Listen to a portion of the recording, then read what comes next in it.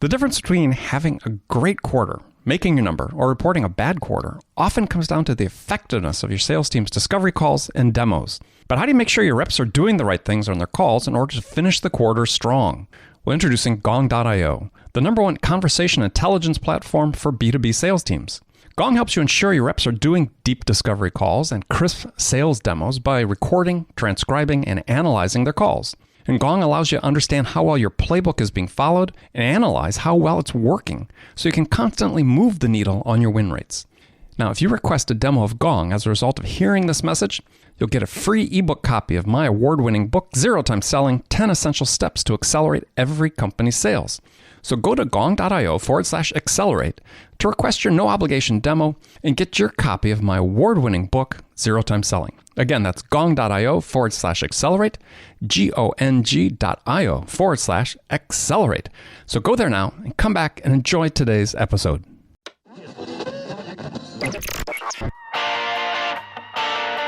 It's time to accelerate. Hey friends, this is Andy. Welcome to episode 514 of Accelerate, where I hold in-depth conversations with today's leading experts in sales, marketing, and leadership 6 days a week. Hey, if you like the show, it really helps out. If you took a moment, subscribed, left a review for us, we really want to know what we can do to make this a more valuable experience for you. So just do that quickly on the app that you're using to listen to this conversation, and really appreciate it. Now, if you'd like to see the show notes for this episode, go to andypaul.com/514/514, and you'll see there that we provide detailed timestamp breakdown of this and all the conversations that you hear here on Accelerate. So if you hear something during the conversation, you want to go back and reference it, that'd be the place to go. That'd be andypaul.com/514. So joining me for the second time on Accelerate is Tony Hughes. Tony's the founder and managing director of RSVP Selling, which is based in Australia. He's a very widely read blogger and the author of a couple books, including The Joshua Principle and his latest book, Combo Prospecting, the powerful 1-2 punch that fills your pipeline and wins sales. Now, Tony's one of the smart guys about sales, and I invited him onto the show to talk about combo prospecting.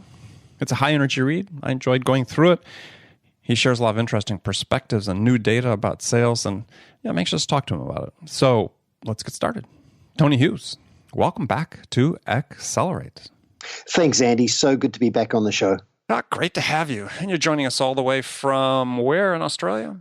From Sydney. So compared with you in New York, it's actually tomorrow. So I'm coming to you from the future. Yeah. Well, actually, I'm on the West Coast offices of the great Accelerate Media Empire. So, a little closer to you today. So that's great.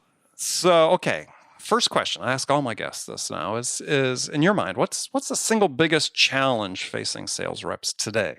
Well, it's not a single challenge. There's a whole collection of them, but we all know that selling is just getting harder. More and more, especially B2B salespeople are missing their numbers. But if I had to distill it down to one thing, I would say the biggest challenge that salespeople have is the challenge of breaking through to the people that they need to get to. They need to break through to the people that they can help. Every buyer out there, when they themselves come to work today, face this white wall of noise, which is just paralyzing, just absolutely paralyzing for them. So they're bombarded with email and people trying to run outreach programs to actually get to them. So for a salesperson to be able to cut through is a huge challenge. All right, we're gonna talk about both those issues because I agree and disagree at the same time with the premise that it's harder, but we'll get to that. So you've written a great new book. It's called Combo Prospecting, the powerful 1-2 punch that fills your pipeline and wins sales. And for people who are reading this, I mean, you can just sense Tony's enthusiasm and excitement about the topic. The content just comes rushing off the page at you. So job well done. But so a question I was going to ask for people listening is like, okay, so prospecting, it's sort of the topic du jour, right? I mean, so why do we need yet another book about prospecting? Well, if you go talk to 1,000 salespeople and ask them what's the number one problem that you're facing, the answer that almost all of them will give is that they don't have enough pipeline. And Andy, the thing that you and I know is that not having enough pipeline is a symptom of deeper issues. It's not actually the problem itself. It's actually a symptom of the fact that people don't have the right mindset, they don't have the right narrative, they don't have the right activity levels. And every seller, I believe, needs a minimum of 3 times whatever their sales quota is, ideally at least 5 times, to really take the pressure out of selling and focus on finding alignment with the dream profile of prospect rather than trying to force fit, what it is that you take to market. So that's the reason the topic is so important. People think their number one problem is not enough pipeline, and they're really trying to solve the issue. So, but to that point is, and I know the answer to this because I've read the book, but tell the audience what you're saying that hasn't already been said before. Well, in one sense, there's really no new truth, right? So, but the thing I found is that as I work with my clients all around the world, there's this insidious cancer that's creeping into business, and I call it the rise of the silent sales floor. As I go onto sales floors, there's just so few people actually on the phone creating real conversations with people. And there's been this false dichotomy that's been raging away on the internet of, is it social or is it the phone that people should be focusing on to be successful? And the reality is it's both. Kenny Madden actually coined the term the social phone. And if you think about it, the original social selling tool was the telephone. And what we're wanting to do is to create a human engagement with people. The thing I see so many sellers doing is they get busy in social media and on platforms like LinkedIn, posting, making comments, connecting to people, using Twitter. And yes, we need a strong social brand. About 3/4 of anybody that we run any form of outreach with will go and have a look at us online. They'll actually research us before they choose to return the phone call or actually engage with us. Mm-hmm. And we want to make sure that what they see online really supports that value narrative, that we've got. So we do need to be active in social. It's an incredible research tool. You can do huge levels of research in a very short period of time today. And we need to show insight. So not only do we need a good brand, but we need to start to set the agenda on the value that we provide by actually writing some content and attaching ourselves to the brands of other people that our market really respects. So social is important, but what I find is people have created this massive focus on it, and they've tended to treat the phone like it's covered in spiders. So they just don't want to pick up the phone. And we're rapidly approaching the point where there's going to be more cell phones on the planet than there are people. I think we may have done already. Well, not across the whole planet, but certainly in the West, I think that's already happened. But the reality is that people will answer the phone. They carry a cell phone with them, and there's tools out there that make it possible for us to go and find people's mobile phone numbers relatively easily. Mm-hmm. It's very, very powerful. Well, so that speaks to a question that you brought up early on, or the question I wanted to ask, what you brought up early on, is. Yeah, I don't think I buy into this whole argument that it's harder today. I mean, I think it's hard, right? Sales is hard. I mean, there's no way around it. Sales is hard. But, I don't find it's like harder to reach prospects than it was, let's say, pre-internet days. I mean, there were barriers to be able to get to people. I remember early days I was selling there were admins that if you didn't have email, which at that time, I hate to date myself unnecessarily, but I think you and I probably both came of age in the pre-email days, is that the admins just, can leave a message for Mr. Jones. Yeah, sure. And, the message never got there, right? I mean, so it took some creativity to say, okay, how am I going to reach this person, right? I mean, I remember sitting at guys on their cars in the parking lot, for goodness sake, waiting for them to leave office at the end of the day. But it was just hard. And I think one of the things that we're doing, and unconsciously, I think, is and it sort of goes along with what you're talking about, social selling versus cold calling and so on, is that we're spending so much time telling people it's so hard today. And what people then are doing is they're sort of looking at these as excuses not to do it. Right? Well, of course I'm going to gravitate to social selling because, hell, there's 3 surveys that came out this week that said cold calling's dead. Well, cold calling was dead because they took a survey of people that don't want to do it and aren't doing it well. And they say, oh my gosh, it doesn't work. Yeah, look, I really agree with what you're saying. In times gone by, you'd face a whole lot of gatekeepers in order to try and get to somebody. And now typically people don't have an EA, but they do have voicemail, and they just don't get back to you. Yeah. That's what I'm saying. Yeah. I'm saying we don't survey by making comparisons saying it's harder. It's just hard, right? I mean, it's not any more difficult than it was in the past. It's different. It's hard. And you have to, as you said, you got to bring work ethic and intent to this to really make it happen. Yeah, and it's really a different set of challenges. And one of the really funny things I find is I'll often see a salesperson when they do finally get to talk to a live human being on the other end of the phone, they're kind of shocked that they managed to get through to somebody. Yeah, they're stunned, right? Yeah. Whereas if you focus on a person's cell phone, rather than the office phone, you'll get a much higher hit rate. Sure. And as you said, there are tools that are available to help you uncover these in ways that you never could before. So I said, it's to me, it's like, it's like saying cold calling is dead. Again, it's just an excuse for people that don't want to do it. They're saying, I've been told it doesn't work, so I'm not going to do it. I'm going to go do social. And you said, it's really, you got to bring a combination of both to bear. Yeah, and certainly getting the attention of somebody is definitely more difficult today because they're just bombarded through so many channels.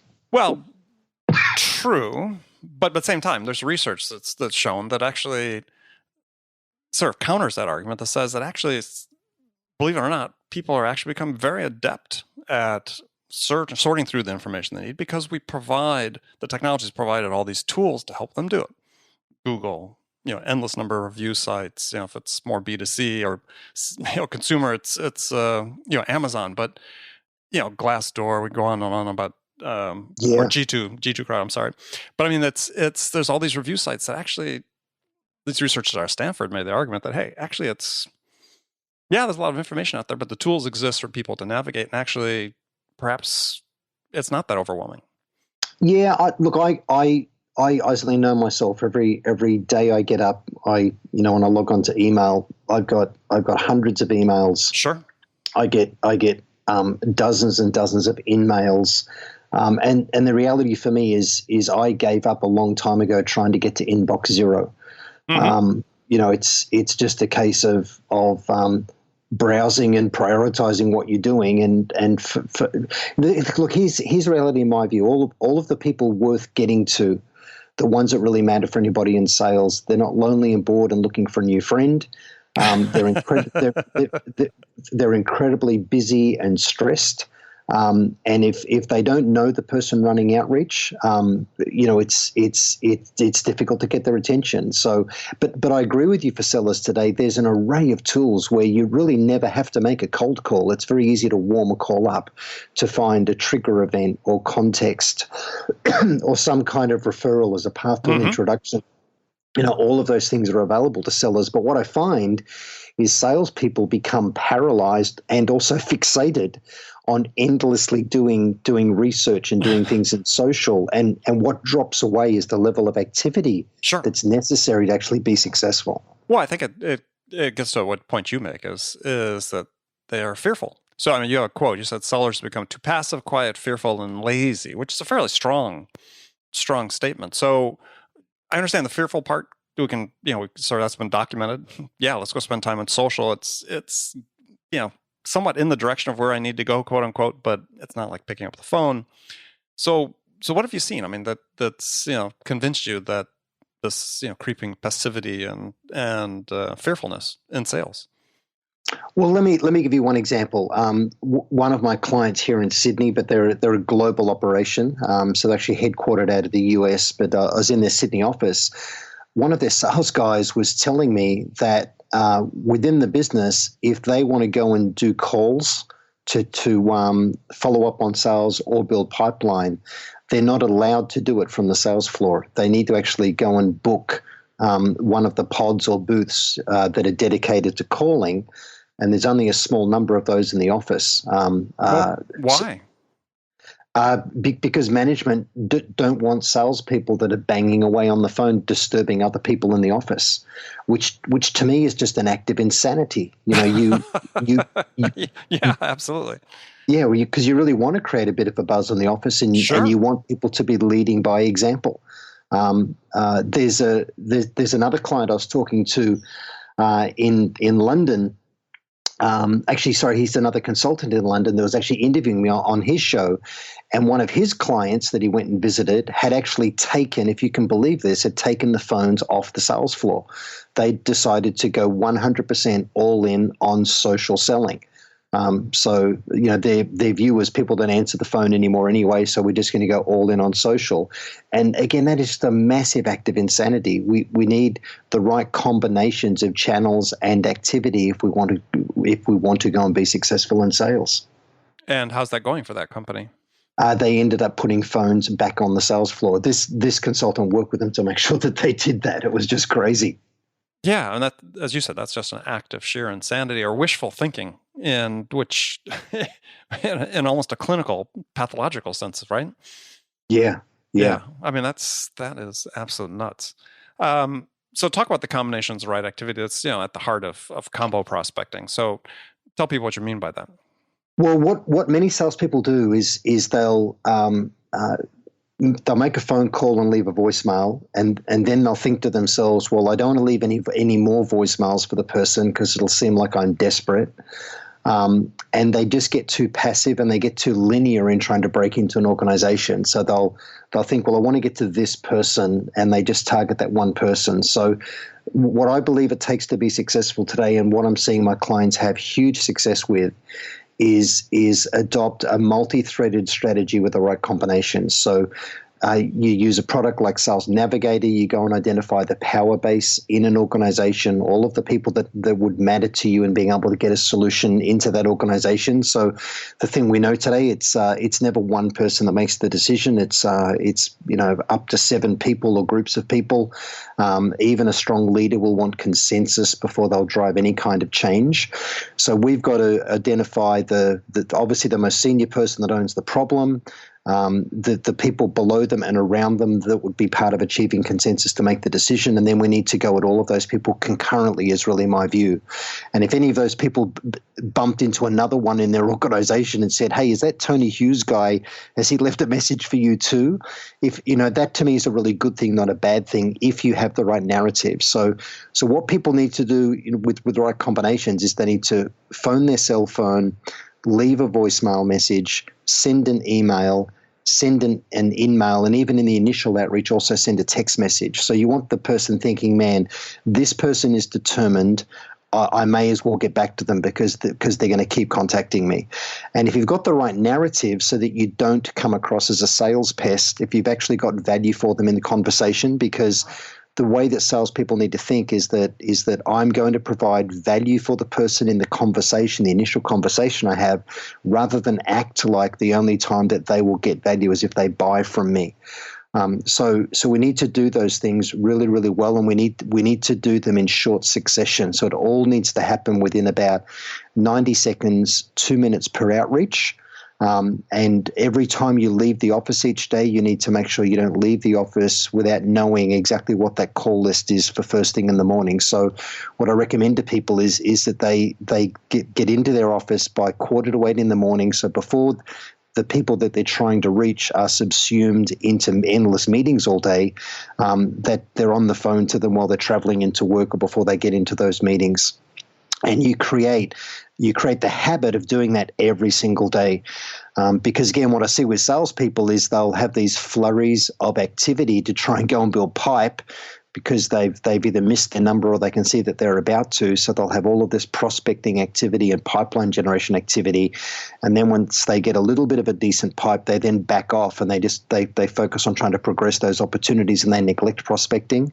But the reality is it needs to happen every single day as a disciplined habit. Well, but given what's going on with sort of the influx of data into sales, there's a whole swath of sales reps that feel oppressed by, these activity metrics that are meant to keep up and that their managers are pinging them on consistently. So it seems like there's, 2 populations. I read about one that's feeling overwhelmed and oppressed by sort of, like I said, the KPIs, metrics they have to be upholding. And as you're saying, some that are just too passive and clearly aren't being managed the same way. Well, I think salespeople confuse being busy with being effective, right? So it's very easy to fill your day with activities. And the thing to me is that in every sales role I've ever had in my 35-year career, I've always wanted to know, what are the input numbers that will create success for me in a very consistent manner. Right. So, how many phone calls do I need to make? How many proposals? How many demos? It obviously depends on the sort of thing that you're selling in the marketplace, but every individual should want to know what those numbers are, and they shouldn't feel oppressed by their manager or the numbers themselves. They should embrace them because it's what's going to create the success. One of the biggest mistakes that managers and salespeople make is they try and manage by results, but you can't really pull a revenue lever. Jason Jordan in his book Cracking the Sales Management Code talks about this issue of we can only manage the activities that feed into sales objectives that then create results. You can't manage the results themselves. Yep. Can't manage outcomes. Yeah. Okay. So you came up with a new sales law, which I thought was interesting, the law of principal disinterest. So tell people what you mean by that. Well, the thing we don't want is to really be desperate. It's the quickest way to repel anybody. So again, people that don't have big fat pipelines become very desperate with the prospects that they're working with. So one of the posts I wrote that I think it's had about 300,000 reads now, was called How to Be the Hottest One at the Bar. And it was really that analogy. But if you come across as overly eager or desperate, you really push people away. And it's the same in prospecting and in selling. Is the way we want to come across is that we're looking for someone where there's genuinely a really good fit, where we can absolutely help them, where we make the most sense for them to work with, for them to be able to achieve a better state. The way that salespeople need to feel about selling is that what they're really doing is they're helping people achieve a far better state of affairs in their business and their personal lives. And if that's not the case, then they're happy to move on to somebody else because the abundance mindset that they need is that there is no shortage of prospects out there for them to talk to. There's just a shortage of hours in the day for them to go and be effective. And that's really that principle. So stop being desperate. And you can do that by having a really good, large, well-qualified pipeline and then focus on those where there's really strong alignment, where you can create value and where you've got alignment within time frame and with how they're going to evaluate, select, and procure so that you're not unnecessarily pressuring people. Well, I think you really sort of hit one of the nails on the head that you see in sales is that statistics, depending on who you believe, that anywhere between 50 and 80% of opportunities, qualified opportunities in the pipeline, end up in no decision. Clearly you have this instance where salespeople have just doing exactly what you said, is too few prospects, and as a result, they desperately cling to the ones they have. Yeah, exactly. And the reality is, if you're not a good fit for the person that you're talking to, then there's nothing wrong with qualifying out. It's not about trying to force some unnatural act with another person. It is genuinely about helping them. Well, yeah, and you have to be proactive about disqualifying these people from your pipeline. So we sort of end up talking all the time about, as you said here, is 3 to 5x coverage of your number in your pipeline. So run through some of the basic disciplines you think you need to get there. Well, so you need to know what a dream prospect really looks like. So, one of the things to me is that salespeople can tend to go and do loss reviews to try and learn from that. And there's value in doing a loss review, but the most powerful thing to do is win reviews. Oh, I agree 100%. Yeah, 100%. When you go to when you do a win review, that there's a really important question to ask, and that is, hey, could you just tell me what happened inside your own organization that caused you to start to go down the path where you ended up buying something like what you did from me? So what you're not asking is, why did you buy from me and not the competition? What you're wanting to understand is, what was the trigger event inside their own organization that started them down the path? And what that does is it helps you understand what type of conversations that you need to have with people and what trigger events to look for. And because the reality is that the fastest path to revenue and the highest probability of a sale is through trigger events and referrals. And if you can get combinations of those things happening, you dramatically increase the probability of success. So the first big thing for salespeople is understand what the trigger events are in the world of your clients that can enable you to engage early and start to actually be strategic by helping them with their business case and starting to set the agenda around value and create some sort of bias in their requirements that actually increases your probability of winning. Obviously, always act in the best interest of the client, but that's a really important thing to do. Understand what a great customer looks like and what are the trigger events that create interest. Yeah, I think perhaps the best line in your book, and I'm just going to read it, is I thought was a quote: being able to look yourself in the mirror and respect what you see is everything. Selling is not about me or my success. It's about my customer and my commitment to helping them achieve a far better state of affairs in their business and their personal life. And yeah, I think that ties to that. If you don't have that service orientation, first of all, why are you in sales? Yeah, it's true. It's not about you being an uber quota crushing sales rep and driving a Porsche, right? It's about genuinely helping other people. So we talked about the pipeline, but one of the things I think that gets lost when we talk about pipeline, and I certainly see this in many segments, is actually their conversion rate, their close rates are dropping. Forrester's talked about this. We've seen it in the SaaS business. Their close rates are dropping. So yeah, having the pipelines, certainly you need to have healthy pipeline, but isn't another way to take pressure out of selling, having to sell to close more deals or take the pressure out of selling is to actually close more deals? Be more effective, more efficient? It absolutely is. And one of the other problems that the SaaS industry is facing is that average deal size is getting smaller as well. And if you dig into, well, why are people getting lower close rates? I believe, and in the work I'm doing with clients, I'm seeing an increase in business being lost to non-decision. People are choosing to stay in current state. And, one of the big challenges we have with buyers is because they do have access to more and more information, they themselves can tend to get paralyzed.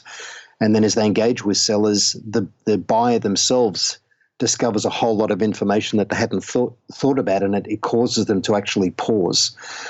So here's the thing. I actually believe that the way we open is far more important than the way we seek to close a deal. Mm-hmm. So if we can open in a way that really anchors business case value, where the seller can talk the language of leaders, which is numbers and percentages and dollars, where they can talk about delivering outcomes and managing risk, where they can get focused on what the business case would look like and how the organization would manage the change management piece.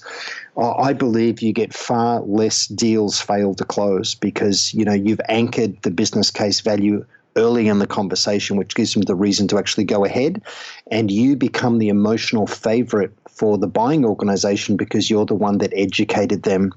You become the one that they want to do business with. Right, but don't we have this sort of disconnect that exists in many sales organizations? We're seeing this increasingly in inside sales organizations where they have their least experienced people doing the outreach that would constitute those opens. And so the least capable people being able to provide the value, as you described it, are the ones that are the first to contact. Yeah, so having inside sales, outbound sales development reps, most people call these people SDRs, I think is a really valuable role. And but here's the reality. I agree with you.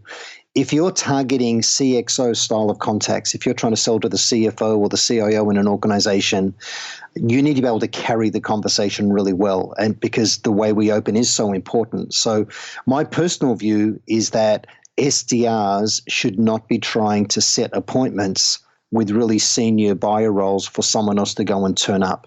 So I think there's absolutely a role for SDRs, and if they're calling into the lower and middle ranks of an organization, that's okay. And if they're profiling the organization up, populating the CRM, in other words, mm-hmm. working really, really closely with a field person, I think that's a great model. So once you get away from more transactional commodity style of selling, I really think that the field BDMs need to be doing their own calling. So it's not a case of don't have SDRs, like you need them.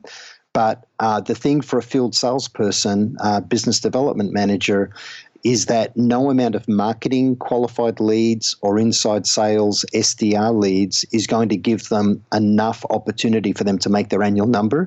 So they've got to go and build their own pipe as well. Everybody needs to be on the phone and prospecting and running outreach in all of the channels. I agree. All right. So last question for you. And You had some statistics in the book about how few sales reps actually make their quotas. And you quote, from CEB and CSO Insights, Task Group, and you talk about clients that, talked about failure to reach quota anywhere from 75 to 80% of their sales teams. So what's the real problem there? Well, I'm going to be facetious here, but apart from the insanity of companies that increase the quota by 25% to a third every year and halve the territory on sales reps because they have this crack cocaine addiction to endless growth. Okay, good. I just wanted that. Okay, I'm glad you went there. I didn't know how you were going to answer that, so that's why I was asking. Go ahead.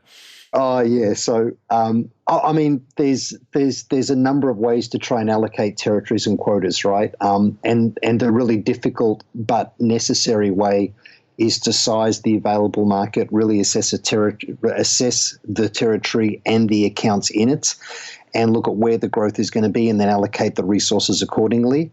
And the really lazy way is to say, hey, people had this number last year. Who cares whether they made it or not? We need to go ahead and put the number up and hire more people. There are organizations out there, Andy, which this is kind of crazy when you hear this. I'm not sure whether you've come across it as well, but they'll implement this concept called expense management, where they deliberately set the sales force up for the majority to miss their number because it means that they'll have to pay less commission and they won't be paying commission at accelerator levels.